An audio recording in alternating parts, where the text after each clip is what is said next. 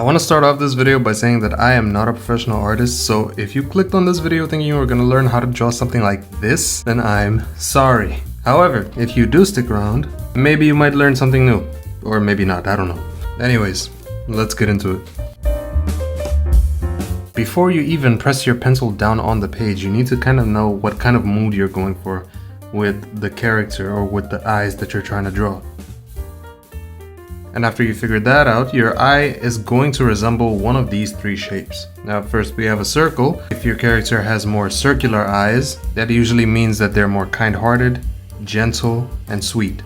For example, Luffy from One Piece, his eye is literally just a circle.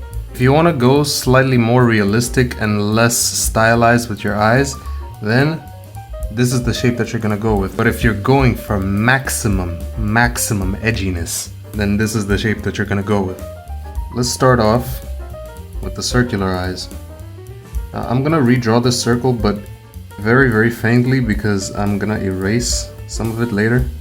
Now, when it comes to drawing eyes, especially in a anime and manga-esque style, there are really only three steps. Draw the top eyelash, draw the bottom eyelash, draw the iris. That's basically it in a nutshell. So with this shape, I'm just gonna start off by outlining what I want my eyelids or my eyelashes to kind of look like. And notice that I'm not following the circle to a T. I'm just kind of using it as a guideline.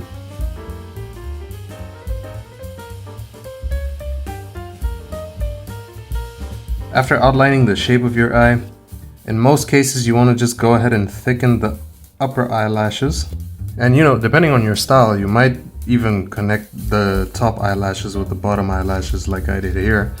But if you want to just erase it and do something like this, that's totally fine. I only thicken my bottom eyelashes when I'm going for female characters.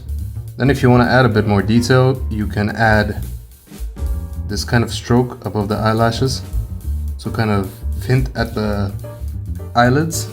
And now you want to draw the iris. Now the iris, what I do for most of my characters is do not draw the whole iris, like the whole circle within the eye, because your character is just gonna look like shocked or surprised or traumatized or something like that. So draw kind of neutral looking eyes. I would say divide the iris into 4 parts and only hide the top quarter under the top eyelid. So something like this. And you can outline the entire circle if you want to, but I kind of just like to leave the bottom open. It's really just a stylistic choice. Now, most people here would just go ahead and add the pupil and the eyes, but I like to go about it a different way. I actually like to shade the iris in first before I add the pupil. So I'm gonna be using a drawing technique called cross-hatching, which I absolutely love. Now, I absolutely butchered the cross-hatching explanation while I was trying to record that video, so here I am in post trying to fix my mistake. Sorry if the audio sounds a little bit different, it's not really something that I can help. Basically, what hatching is, it's a drawing technique that relies on the artist using evenly spaced parallel lines to create a tonal effect. The more layers of hatching that you add to a specific area and the harder that you press down on the page with your pencil or pen, the darker the tone is going to be. Now if you're going for a more stylistic version, more manga style, then you could switch the direction that your lines go in with each layer to get cross-hatching. So I created kind of a gradient effect that goes kind of dark to light the more you go down the iris. And only after I've shaded the eye like this is just how I prefer to shade my eyes. Only after I've done that is when I go ahead and add in the pupil. And I like to go kind of large with my pupils because the smaller it looks, the creepier it's gonna look. So just keep that in mind when you're drawing your characters. You can stop here if you want, but if you want to go more realistic with it, you can add this kind of inside corner thing that we have in our eyes. And then, of course, if you want, you can draw in an eyebrow.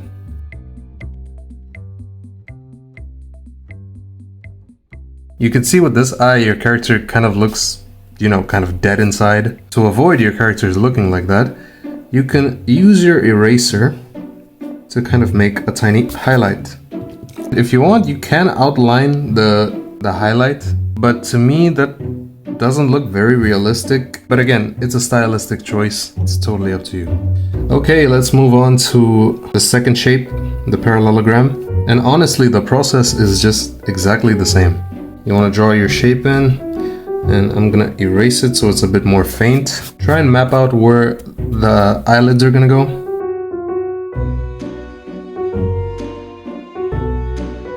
After that, you know, the usual. Thicken the top eyelash, thicken the bottom eyelash, add your little corner thing if you like that detail, line to accentuate the eyelids, and then your iris.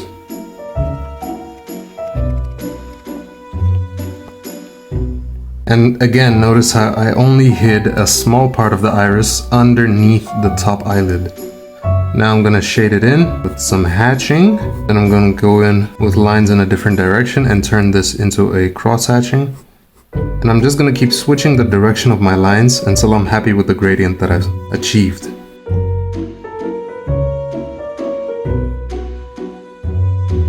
Now I'm gonna go in and add my pupil. And then use my eraser to kind of add a highlight. And then you can add your eyebrow. Okay, on to the third eye. Now this one is for maximum edginess. For this eye, same deal. Try to outline where your eyelids are supposed to be. Now the top eyelid, it's going to be a bit different from the first two eyes because since this eye is a bit more, you know, slanted, instead of having the top eyelid curve upwards like this, you're either gonna have it be a straight line or you're gonna make it curve slightly downwards. I'm just gonna draw a straight line.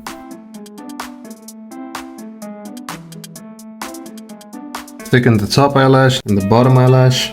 Add the eye corner thing. You can add your lines for the eyelids. Now for this case, since we're going for maximum edginess, instead of just hiding a tiny portion of the iris, you're actually gonna wanna hide half of it this time. And remember I said that I like to go quite large with my pupils? Because otherwise your character is gonna look like a serial killer? Yeah, not in this case. In this case, I like to go really, really small. And I actually forgot to shade my iris before I drew in my pupil, but it's okay. And there you go. Just by having your character's eyes resemble one of these three shapes, you can really change the mood that your character conveys to the audience. Now let's say I just want to draw these exact same eyes, but for female characters. Well, the steps are exactly the same. The only difference is we're gonna make the eyelashes way, way thicker. Literally all that we're gonna do to make this eye more feminine, we're gonna add these spikes at the corner of the eyelashes. I usually only do like 3, but you can do more than that. For the bottom eyelashes, we're gonna thicken them a lot more, and I'm gonna add a few eyelashes. And there you go. Just by doing that simple little change, your character now looks a lot more feminine. Now I'm gonna go ahead and do that for the other 2 examples, but I'm not gonna talk over it because I feel like we know the process already.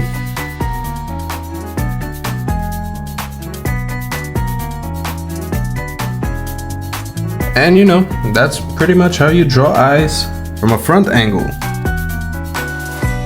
I'm gonna draw a pair of eyes here that are kind of gonna serve as our examples. And this is kind of just a tiny grid that I'm drawing to help me place the eyes better. One thing that is kind of important to know is that the distance between one eye to another is exactly the same as the length of one eye. In other words, the eyes are one eye apart.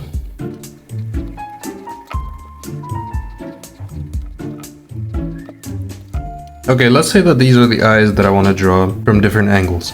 And let's start with the 3/4 angle.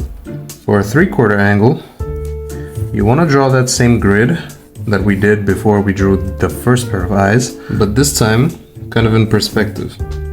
And you want to divide it into sections so that you know that you're spacing the eyes correctly. You want to kind of rough in your shapes of how you want the eyes to look. And you know, this can be kind of difficult. You can see that even I'm struggling with this a little bit. But you know, the eraser is your friend, he's not your enemy. Go over it as many times as you need until you feel like you got the shape down. Do the same with the other eye, but since this eye is farther away from us, it's going to be far more warped than the eye that's closest to us. From this angle, since the eye is spherical and the eyelid wraps around the eye, we will maybe we could, but I don't think we're gonna be able to see this corner of the eye from this angle. But you know, we can figure that out as we draw along. So again, thicken the top eyelash and the bottom eyelash. Now, from this angle, the inside corner of the eye that's farther away from us is probably not going to be visible because it's going to be overlapped by the bridge of the nose. And again, you want to go in and add the iris, shade it in. And you know, just go in with our usual details.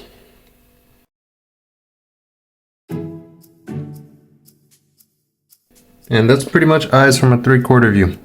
Now for a side view, this is probably one of the easiest ones. You kind of want to draw this triangle shape with this rounded off third side. And actually, you want to round off the bottom side slightly too. Just lighten the shape a little bit. Thicken the top eyelashes. Don't forget about the bottom eyelashes. Rough in your iris. Now, notice how the iris is not entirely circular from this angle. From this perspective, it looks more like an oval more than a circle. Shade it in. Now you want to add your iris. Now, before you add your iris, it's important to know that the pupil is slightly indented in the iris. So instead of showing up all the way over here, it's going to show up off center from this perspective.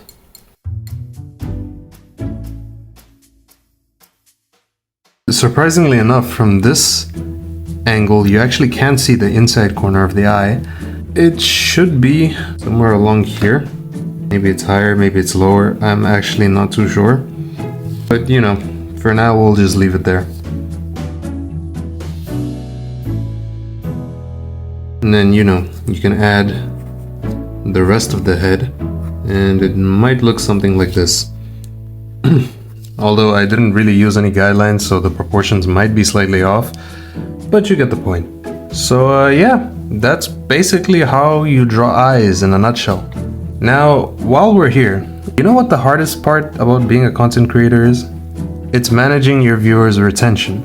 And the viewer retention typically tends to plummet near the end of the video when the YouTuber is doing their outro and they're saying bye to the audience. Well, there's actually a way to fix that. And that's by ending the video before the viewers have a chance to click off. Like this.